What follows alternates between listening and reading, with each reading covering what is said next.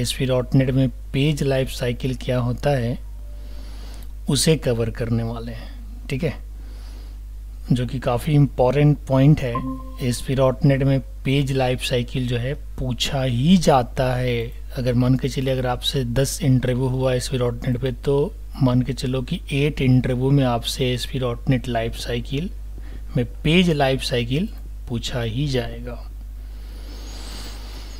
Application life cycle आप लोगों को बता दिया आपके नॉलेज के लिए, लेकिन जनरली पूछने का जो होता है वो यही होता है कि भाई लाइफ साइकिल से क्या समझते हैं, और जिन्हें अगर बहुत अच्छे से मालूम है फिर आपसे डायरेक्ट पेज लाइफ साइकिल पूछेंगे।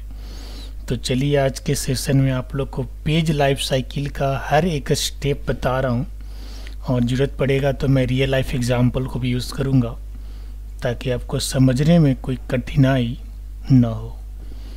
ठीक है, मैंने स्क्रीन शेयर कर दिया है, आप लोग को दिख रहा होगा। मैं आज की हेडिंग डाल रहा हूँ पेज लाइफ साइकिल, जबकि लास्ट सेशन में हमने एप्लीकेशन लाइफ साइकिल को फोकस किया था। ASP.NET लाइफ साइकिल को हम डिस्कस कर रहे हैं, जिसमें लाइफ साइकिल पार्ट 2 पे आज हम फोकस करेंगे, और पार्ट 2 में हमने पेज लाइफ साइकिल को बताना है, जबकि हमने पार्ट 1 में एप्लीकेशन लाइफ साइकिल का भी वीडियो सुपर पाठशाला पे अपलोड कर दिया है। आप लोग वहाँ पे रिप्ले करके सुन सकते हैं, देख सकते हैं, समझ सकते हैं। पेज लाइफ साइकिल में जो सबसे पहला इवेंट है, पहला साइकिल है, उसका नाम है प्री इनिट। ठीक है, कुछ इस प्रकार से आप इसे देखेंगे। ठीक है, इसका मैं प्रैक्टिकल क्या आपको करके दिखाऊंगा कि भाई प्री इनिट कैसे, कब वर्क करता है, क्या इसकी ज़रूरत है, कब ये एक्टिव होता है, कब ये फायर होता है।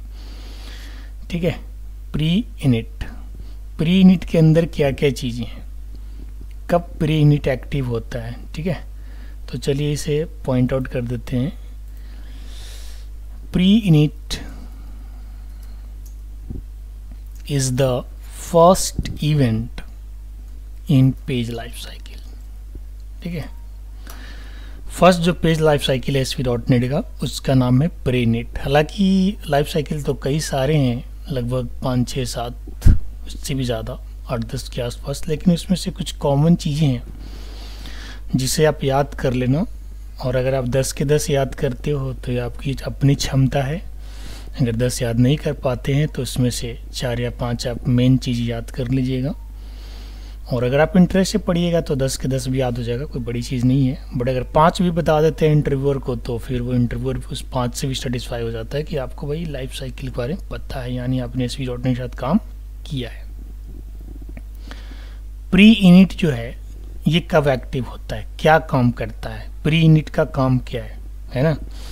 तो प्री इनिट का जो काम है वो मैं सेकंड पॉइंट में मेंशन कर रहा हूँ। It checks the is post back.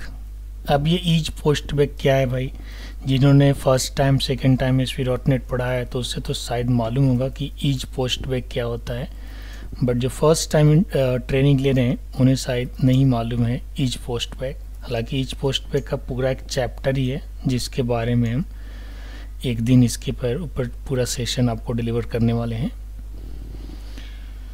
Basically each post back को अगर एक नॉर्मल वे में कहा जाए, एक सिंपल लैंग्वेज में कहा जाए, तो ये होता है कि क्या पेज आपका सर्वर पे पोस्ट हुआ है।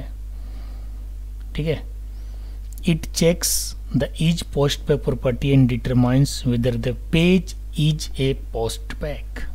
इसका मतलब ये होता है कि क्या किसी रिक्वेस्ट से आपका पेज पोस्ट हुआ है या खुद ब खुद पोस्ट हुआ है, क्योंकि पेज जो आपका क्लाइंट टू सर्वर जाता है तो 2 तरीके से जाता है, 2 रिक्वेस्ट होता है।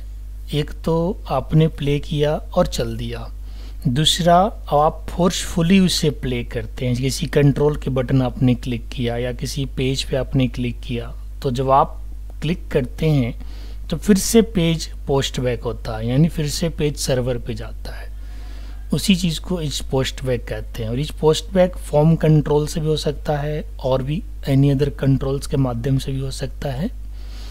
ठीक है, इस पे पूरा प्रैक्टिकल भी आगे चल करके भाई ईच पोस्ट बैक क्या है, कब यूज़ करना चाहिए, होता क्या है, कैसे काम करता है, सारी चीज़ें हम 1 बाय 1 आपके सामने रखेंगे।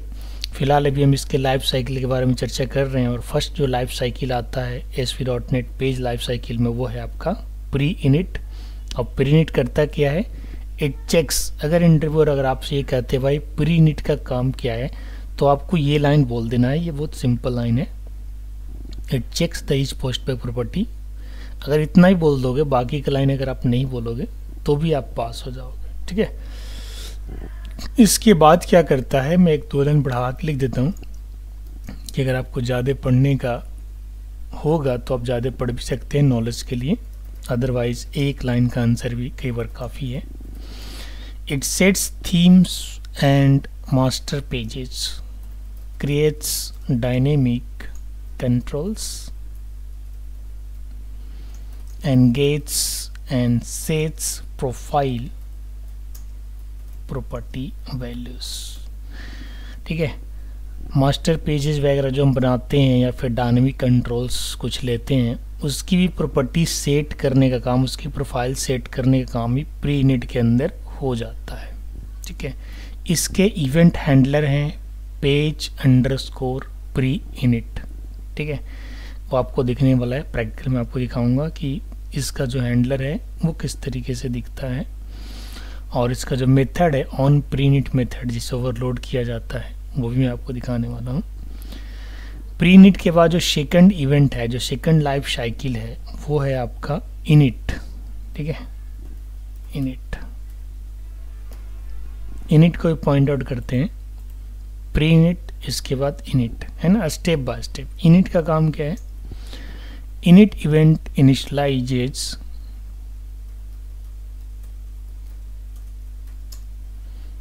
the control property and the control tree is built। इसका मतलब ये होता है, अगर आपको नॉलेज होगा या फिर जिन्होंने ASP.NET पढ़ा हुआ है, कंट्रोल की कई सारे प्रॉपर्टीज होते हैं।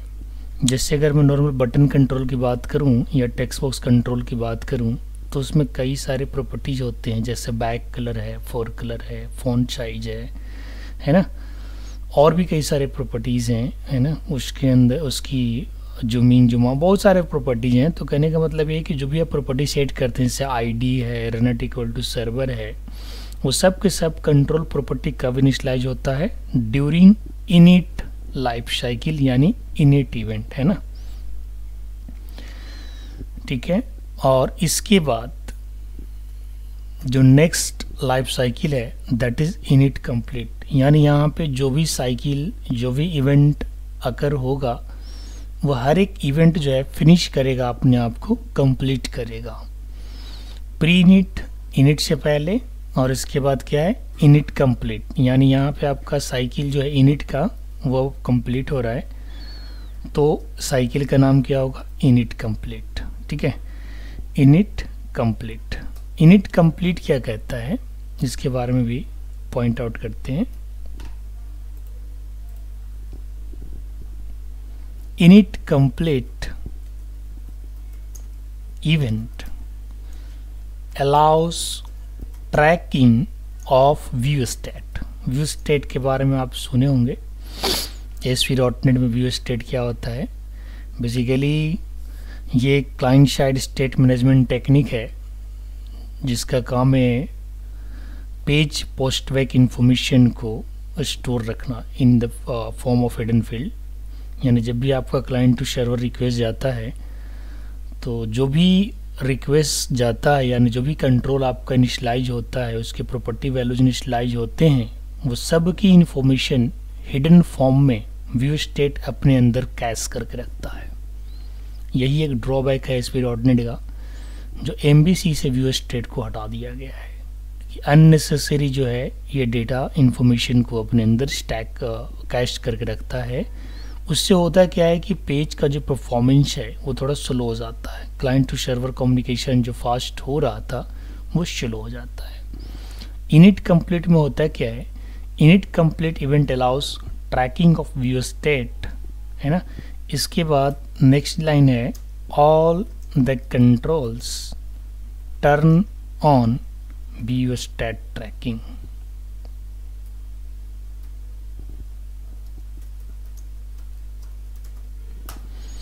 इस फेज में होता क्या है कि व्यू स्टेट हर टाइप के कंट्रोल्स की इंफॉर्मेशन को कैश करता है, चाहे वो बटन कंट्रोल्स हो, नॉर्मल कंट्रोल्स हो, या इवन पेज कंट्रोल्स ही हो, पेज की इंफॉर्मेशन ही हो। इनिट कंप्लीट इवेंट में, यानी इनिट कंप्लीट का जो लाइफ साइकिल है, यहाँ पे बेसिकली आपके बोलने वाला जो लाइन है, जो काफ़ी सिंपल लाइन है, वो ये है कि init complete event allows tracking of view state.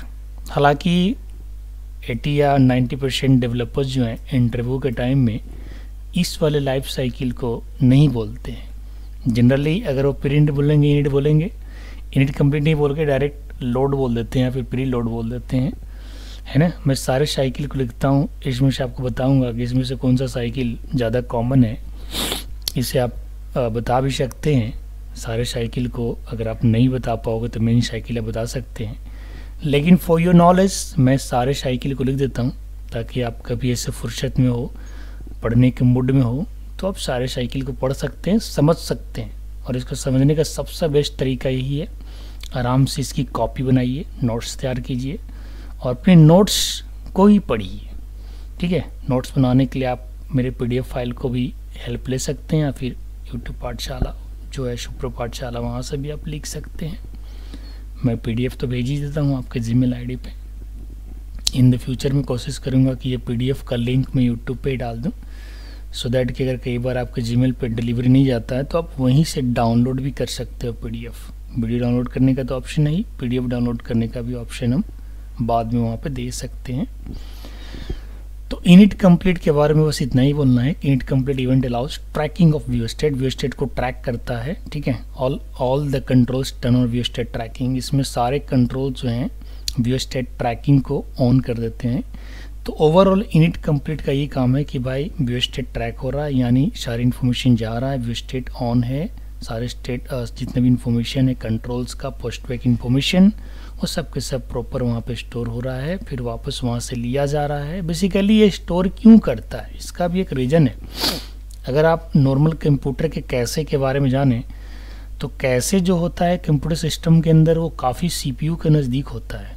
आपने अगर पढ़ा होगा कंप्यूटर आर्किटेक्चर, तो ये ज़रूर पढ़ा होगा आपने कि जो कैसे होता है, कैसे भी एक छोटा मेमोरी है, वो CPU के काफ़ी पास होता है, और उसको CPU के पास इसीलिए रखा गया था कि कैसे फ्रिक्वेंटली आप डेटा को स्टोर रखता है। फ्रिक्वेंटली आप डेटा करने का मतलब वैसा डेटा जो बार बार आवश्यकता।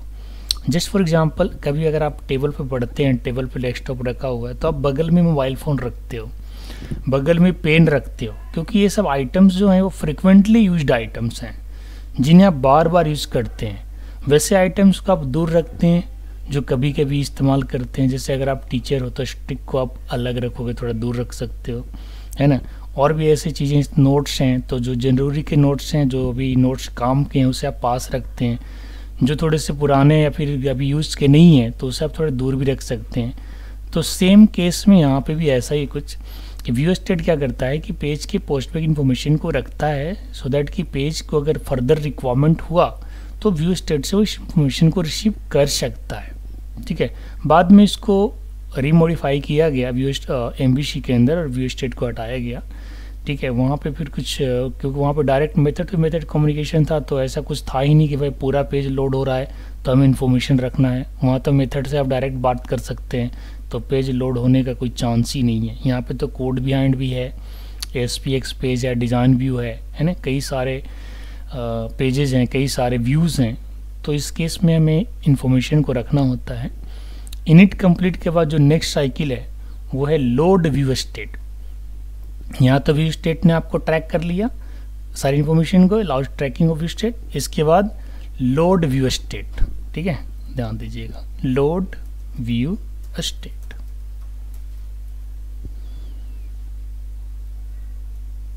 जितने भी लाइफ साइकिल आपको मिलेंगे वो सारा प्रॉपर केस में मिलेगा। प्रॉपर केस कहने का मतलब कि अगर 2 वर्ड से बना हुआ वो साइकिल है तो फर्स्ट वर्ड का फर्स्ट लेटर कैपिटल और सेकंड वर्ड का फर्स्ट लेटर भी कैपिटल। जैसा कि आप देख रहे हैं, प्री इनिट में हमने P कैपिटल लिखा है, इनिट का I कैपिटल लिखा है। इनिट चूँकि एक वर्ड से बना हुआ है तो इसका फर्स्ट लेटर ही कैपिटल। इनिट कंप्लीट में अगर आप देखेंगे तो इनिट कंप्लीट में मैंने आई कैपिटल लिखा है, इसको आप ऐसे एडजस्ट करके भी लिख सकते हैं, कोई प्रॉब्लम नहीं है।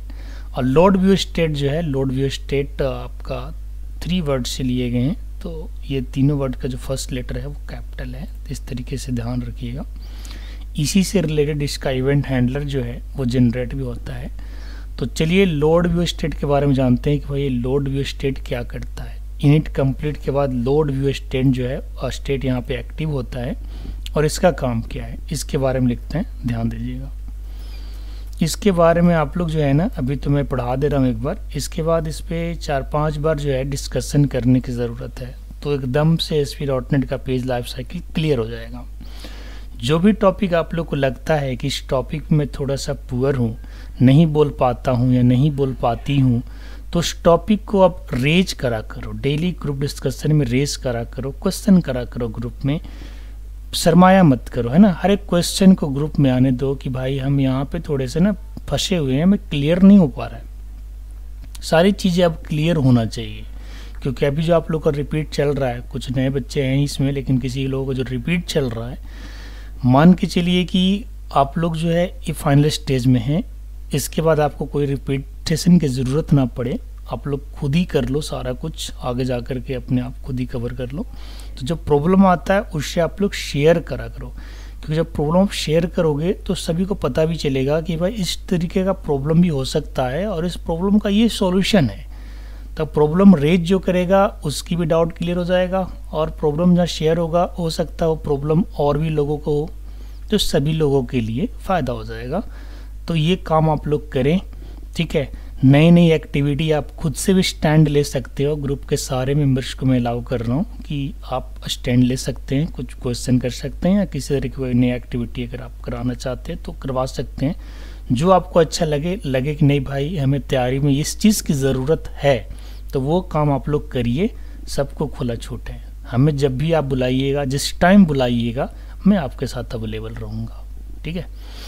तो चलिए लोड व्यू स्टेट के बारे में लिखते हैं। Load view state event allow us loading view state information into the controls. ये क्या करता है कि व्यू स्टेट की इंफॉर्मेशन को कंट्रोल्स को लोड करा देता है। यानी सबसे पहले तो व्यू स्टेट ट्रैक हुआ, व्यू स्टेट ने ट्रैक किया सारी इन्फॉर्मेशन को, इसके बाद फिर वो इन्फॉर्मेशन अगर कंट्रोल की आवश्यकता हो तो कंट्रोल उससे ले सकता है। जैसा कि मैंने बताया आपको कि भाई जो ज़्यादा ज़रूरी की चीज़ें हैं उसे आप लोग अपने पास रखते हैं, बिल्कुल अपने पास रखते हैं, नज़दीक रखते हैं।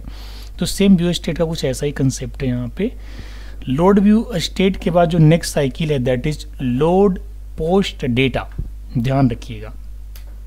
नेक्स्ट जो साइकिल है वो है आपका लोड पोस्ट डेटा। इसके बारे में लिखते हैं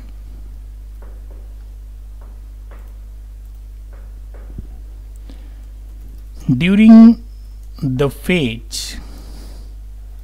the contents of all the input fields are defined with the form tag। भाई ASP.NET में फॉर्म टैग होता है, आप लोगों ने देखा होगा, बट नॉर्मल फॉर्म और ASP.NEट फॉर्म टैग में क्या अंतर है, मधु बताएंगे आप? नॉर्मल फॉर्म टैग जो होता है वो विदाउट रन एट एट्रीब्यूट होता है। अगर ASP.NET के फॉर्म टैग को अगर आप ध्यान से देखोगे तो इसमें run at equal to server लगा रहता है। दो एट्रीब्यूट काफ़ी इंपॉर्टेंट है, कंपलसरी है फॉर ASP.NEट, फॉर ऑल ASP.NEट सर्वर साइड कंट्रोल्स। कौन से वो दो एट्रीब्यूट्स हैं? एक आईडी और दूसरा रन एट।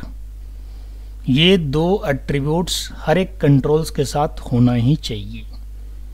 नॉर्मल अगर आप किसी HTML कंट्रोल को भी सर्वर साइड कंट्रोल बनाना चाहते हो तो उसमें आपको run at equal to server लिखना पड़ेगा। जैसे अगर पैराग्राफ को आप सर्वर साइड एक्सेस करना चाहते हैं, जबकि paragraph server side access directly नहीं होता है क्योंकि HTML का टैग है, और इसे आप चाहते हैं कि भाई मैं अपने C# की कोडिंग करके पैराग्राफ पे अपने नाम को रेड कलर में शो कर दूं, पिंक कलर में शो कर दूं, तो उसके लिए क्या करना होगा? उसकी एक आईडी डिफाइन करनी होगी। आईडी तो आप क्लाइंट फ्रंट पे भी दिखाने के लिए करते हैं, और run at equal to server आपको लगाना पड़ेगा। अगर जब तक आप run at equal to server नहीं लगाओगे किसी भी HTML टैग्स के साथ तो वो HTML टैग्स जो हैं वो नॉर्मल HTML टैग से ही रह जाएंगे, ASP.NET कंट्रोल्स की तरह वर्क नहीं करेंगे। लोड पोस्ट डेटा क्या कहता है? During the phase the contents of all the input fields are defined with the form tag are processed. Form tag के अंदर जो भी फील्ड्स आपने डिफाइन किए, इनपुट फील्ड जैसे आप input type radio, input type button, whatever, क्योंकि form tag एक कंटेनर टैग होता है and it is used to basically define all input tags. Images भी होते हैं, इनपुट टैग्स ज़्यादा होते हैं, इमेजेस भी होते हैं। तो कहने का मतलब जो भी इनपुट फील्ड्स है जो फॉर्म के अंदर कंटेंटेड है, फॉर्म क्या है? एक फ्रेम है, याद रखिएगा। फॉर्म क्या है? एक फ्रेम है, कंटेनर है। फॉर्म को और कुछ नहीं बोलना है। फॉर्म एक कंटेनर है, फ्रेम है, किस चीज़ का है? Containers of input fields, container of tags, container of controls. कोई भी आप कंट्रोल्स जब आप डिफाइन करते हो, whether it is in ASP.NET और इन HTML, तो always you just define inside the form tag. ऐसा क्यों करते हैं? ताकि हम फॉर्म टैग के डेटा को इन द फ्यूचर बैकएंड में लेके जा सके, डेटा को पोस्ट कर सके। इसीलिए तो हम लोग फॉर्म टैग को डिफाइन करते हैं। जो डेटा फॉर्म टैग से बाहर है उस डेटा को आप सर्वर पे पोस्ट नहीं कर सकते हो। अगर हमें HTML के डेटा को डेटाबेस में लेके जाना हो तो उसके लिए PHP लगाना पड़ेगा, या तो फिर ASP.NET के अंदर लेके आना पड़ेगा, तभी तो डेटा आपका डेटाबेस में पोस्ट होगा। या फिर आजकल ज़माना है वेब API का, वेब API के थ्रू भी आप लेके जा सकते हैं। उसके लिए आपको थर्ड पार्टी सर्विसेज बनानी पड़ेगी API के थ्रू यूज़ करने के लिए, है ना।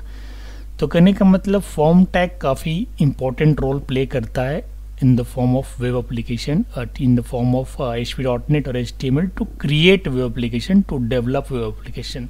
तो इस चीज़ को आप नहीं भूल सकते हैं, ठीक है, ठीक है। इसके बाद नेक्स्ट जो है वो है प्रीलोड। काफ़ी इंपॉर्टेंट है ये भी। प्रीलोड नेक्स्ट साइकिल है, ध्यान दीजिएगा। प्रीलोड क्या कहता है इसके बारे में मैं लिखता हूं 2 line. Preload occurs before the post back data is loaded in the controls। इसका मतलब क्या है? इसका मतलब ये है कि जब आपका कंट्रोल्स का डेटा लोड होता है उससे पहले, भाई देखिए कोई भी काम होता है उससे पहले भी कई काम्स होते हैं, प्रोसेस होते हैं। तो जस्ट पोस्ट बैक डेटा होने से पहले, यानी कंट्रोल का जो डेटा लोड हो रहा है, पोस्ट बैक हो रहा है सर्वर पे, उससे पहले प्री लोड एक्टिव होता है, ठीक है। तो आप लोग को जानकारी क्या रखना है? Preload occurs before the post back data is loaded in the controls. ये चीज़ याद ही कर लेना है। एक एक लाइन का जो लिखवा रहा हूँ याद करने के लिए लिखवा रहा हूँ। 10 बार अगर बोलोगे तो याद हो जाएगा, कोई बड़ा लाइन नहीं है। इसके बाद जो नेक्स्ट साइकिल है that is very very important, load, ठीक है। ये लोड जो है इसका यूज भी आपको बहुत बार करना भी है ना। तो चलिए लोड के बारे में लिखवाते हैं। लोड जो है क्या करता है, कब यूज़ करना चाहिए हमें, लोड साइकिल का काम क्या है यहाँ पे। The load event is raised for the page first, for the page first and then for all, and then for all child controls. ये जो लोड इवेंट है वो अपने पेज के लिए काम करता है, पेज लोड इवेंट। जैसे आपने कोई ऐसा इन्फॉर्मेशन लिखा कि भाई हमने इन्फॉर्मेशन जो लिखा है वो किसी बटन कंट्रोल्स के क्लिक होने का इंतज़ार ना करे। पेज लोड होते ही, जैसे लोड हो, अपना काम एक्टिव कर देना चाहिए, यानी एक्शन परफॉर्म हो जाना चाहिए। तो उस केस में लोड इवेंट काम करता है। यानी अगर आपने एक मैसेज लिखा वेलकम टू शुभ्र पाठशाला अंडर लोड इवेंट, तो ये पेज जैसे ही लोड होगा उस टाइम ये एक्टिव हो जाएगा। आपके बटन्स के क्लिक करने की आवश्यकता नहीं है उस इन्फॉर्मेशन को देखने के लिए पेज लोड पे। और पेज लोड पे कई मैसेज हम लोगों को चाहिए भी होता है ना। बटन क्लिक पे हम तब जाते हैं जब हम डायनेमिक डेटा को पोस्ट करना चाहते हैं। बट आप कुछ ऐसे डेटा जो फिक्स हैं, जो डेटा डेटाबेस से आ रहे हैं, ऑन द स्टार्ट आप ये चाहोगे ना कि हम जैसे ही पेज लोड हो हमारा वो सारा इन्फॉर्मेशन दिखना चाहिए विदाउट क्लिकिंग एनी कंट्रोल। तो वैसे केस में लोड इवेंट का इस्तेमाल करते हैं। लोड इवेंट काफ़ी इम्पोर्टेंट है ना। इसके बाद है आपका लोड कंप्लीट। कोई भी साइकिल एक्टिव होगा कंप्लीट जरूर होगा, इस चीज़ का ध्यान रखिएगा। लोड कंप्लीट, लोड कंप्लीट क्या कहते हैं, चलिए इसके बारे में लिखते हैं। The loading process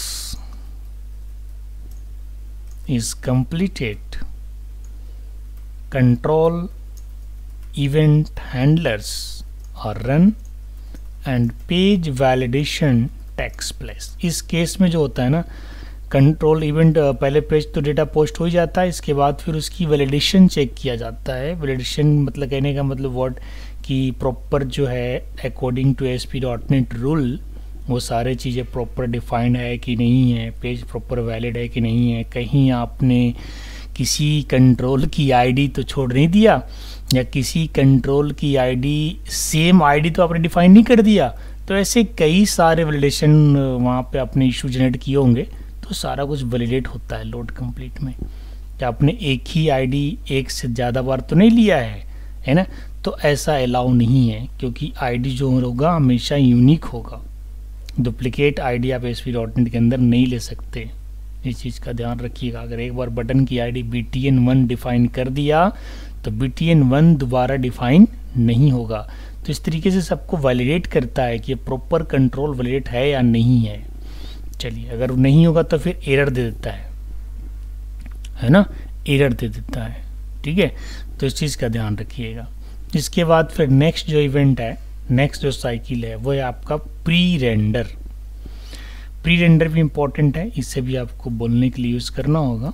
pre render display, response display होने से पहले का ये इवेंट है भाई। रेंडर यानी डिस्प्ले, प्री रेंडर यानी डिस्प्ले से पहले, सिंपल बात है। तो चलिए प्री रेंडर क्या कहते हैं इसके बारे में भी 2 लाइन लिखते हैं। द प्री रेंडर इवेंट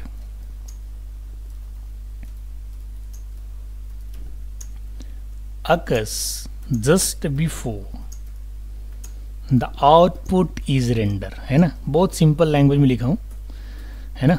जैसे ही आउटपुट डिस्प्ले होने होता है, हमेशा माइंड में नोट कर लीजिएगा। अगर माइंड में नोट करने की क्षमता नहीं है तो कॉपी में जरूर नोट कर लीजिएगा, क्योंकि कॉपी में नोट कीजिएगा तो फ्यूचर में सब देख सकते हैं। The pre render event occurs just before the output is rendered. इसका मतलब ये है कि जब आउटपुट आपका आने वाला होता है, रिस्पॉन्स आने वाला होता है, उससे पहले जो भी इवेंट अकर होता है उस इवेंट का नाम क्या है, प्री रेंडर, है ना। ये सब सारे पेज लाइफ साइकिल है, पेज का ही तो बात कर रहे हैं हम लोग। पेज इनिशियलाइज हुआ, पेज का इंफॉर्मेशन ट्रैक हुआ, पेज वैलिड है कि नहीं है वो चेक किया गया। अब पेज ने जिस काम के लिए पेज को बनाया गया था, अब उसकी रिजल्ट आपको देखना है। तो रिजल्ट देखने से पहले भी आपको इवेंट अकर होता है, रेंडर से पहले। अब इसके बाद प्री रेंडर तो हो गया, फिर रेंडर कंप्लीट, है ना, प्री रेंडर कंप्लीट। चलिए इसके बारे में लिखते हैं, प्री रेंडर कंप्लीट। इसका भी पॉइंट आउट करते हैं। प्री रेंडर कंप्लीट क्या कहता है, as the pre render event is fixed for all child controls। Child controls किसे बोलेंगे, जैसे मान के चलिए पेज अगर पेरेंट कंट्रोल है तो उसके अंदर का टेक्स्ट बॉक्स कंट्रोल चाइल्ड कहलाएगा। या आपने ग्रिडबू ले लिया और ग्रिडबू के अंदर आपने बटन लगा दिया तो ग्रिडबू आपका पेरेंट कंट्रोल हो गया, और उसके अंदर जो आपने बटन लिया तो वो बटन उस कंट्रोल के लिए, उस ग्रिडबू के लिए चाइल्ड हो गया। जबकि खुद ग्रिडबू अगर ASP.NET के पेज पे है तो वो पेज के लिए चाइल्ड कंट्रोल होगा। ध्यान दीजिएगा, मैं फिर से रिपीट कर रहा हूँ। आपका जो वेब पेज है यानी वेब फॉर्म है, जहाँ पे आप कंट्रोल्स लेने वाले हो, कंट्रोल्स भी कई सारे टाइप के होते हैं जिसके बारे में हम अच्छे से आपको डिफाइन करने वाले हैं। जैसे आपने डेटा कंट्रोल लिया जिसमें ग्रिडबू कंट्रोल होता है। ग्रिडबू कंट्रोल करता क्या है, अगर आपने MVC पहले से सीखा हुआ है तो वहाँ पे लिस्ट हम लोग यूज़ करते थे, वहाँ तो कंट्रोल्स होता ही नहीं था। तो यहाँ पे क्या करना होता है, ASP.NET में आपको डेटा ग्रिड यानी ग्रिडबू कंट्रोल लेना होता है, जो आपके डेटा को टेबुलर फॉर्मेट में रिप्रेजेंट करता है। टेबुलर फॉर्मेट में आपके डेटाबेस से डेटा की इंफॉर्मेशन को प्रिंट करता है। अब उस केस में आपने ग्रिड बुक कहाँ रखोगे, पेज पे रखोगे। तो पेज आपका मेन कंट्रोल हो गया, यानी पेरेंट कंट्रोल हो गया, और उसके अंदर ग्रिड क्या करेगा, चाइल्ड का काम करेगा। अब ग्रिड के अंदर अगर कोई कंट्रोल है तो वो ग्रिड पेरेंट हो गया उसके लिए, और बटन उसके लिए चाइल्ड हो गया। अब उस बटन के लिए पेज क्या कहलाएगा, तो ऑब्वियसली ग्रैंड पेरेंट कहलाएगा, क्योंकि वेब पेज जो है एस्पिरॉटनेट में वो भी क्लासेज ही है, वेब फॉर्म को क्लास ही बोला गया है ना, वो है ही एक्चुअली system.web.ui.page से इनहेरिट हुआ पड़ा है। ठीक है, तो चलिए प्री रेंडर कंप्लीट के बारे में लिखते हैं 2 line. As the pre render event is fixed for all child controls, this event ensures the completion of the pre-rendering phase, है ना। अभी रेंडर से पहले के ही हम बात कर रहे हैं, अभी रेंडर पे आए नहीं हैं। ठीक है, प्री रेंडर हो गया रेंडर से पहले। इसके बाद क्या होगा, स्टेट सेव स्टेट कंप्लीट होगा। स्टेट में क्या क्या होगा चलिए उसके बारे में जानते हैं। सेव स्टेट कंप्लीट,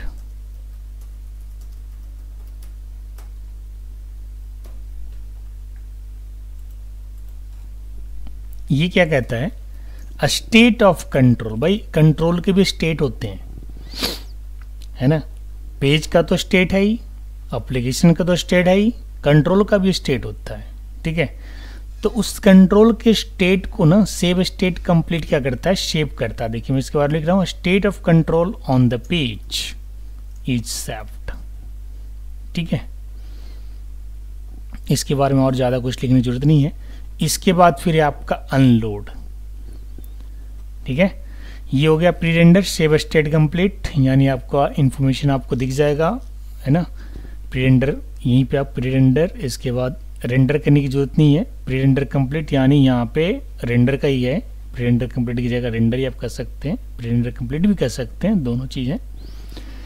और इसके बाद फिर सेव स्टेट होता है, यानी कंट्रोल की state of control on the page is save, यानी जो भी कंट्रोल के स्टेट्स हैं, चाहे वो जो भी स्टेट हो, कंट्रोल एक्शन मोड में है या कंट्रोल स्थिर है, क्योंकि कंट्रोल्स आप बनाते हो डायनेमिक कंट्रोल बनाते हो, कई बार वो कंट्रोल्स एनिमेटेड मोड में होते हैं, डायनेमिक मोड में होते हैं, टाइम टू टाइम चेंज हो रहे होते हैं, कई बार वो कंट्रोल स्थिर रहते हैं, बिल्कुल स्टैटिक रहते हैं, क्योंकि हर टाइप के कंट्रोल्स आप लोग ले सकते हैं, वेबसाइट बना रहे तो, वेब एप्लीकेशन बना रहे तो सेव स्टेट कंप्लीट वही कहता है कि आपका जो कंट्रोल का जो भी करंट स्टेट है वो सेव हो जाता है, यानी रिस्पॉन्स आपको आ गया, डिस्प्ले आपको आ गया। अब आती है बात पेज को कटने की, यानी डेड होने की, यानी अनलोड होने की। भाई पेज तो लोड हो गया, रेंडर हो गया, है ना। अब अनलोड करना, अनलोड मतलब क्या है, यहाँ पे देखिए ध्यान दीजिएगा, इसका लास्ट साइकिल ऑफ पेज है, पेज ने अपना सारा काम कर दिया, अब इसे अनलोड होना है। तो अनलोड के लिए क्या है उसके बारे में 2 लाइन लिखते हैं।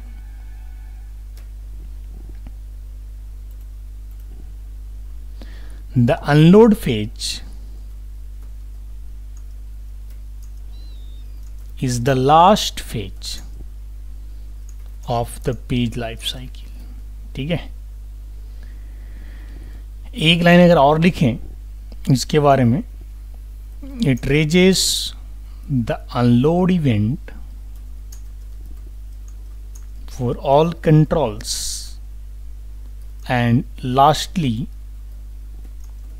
For the page itself.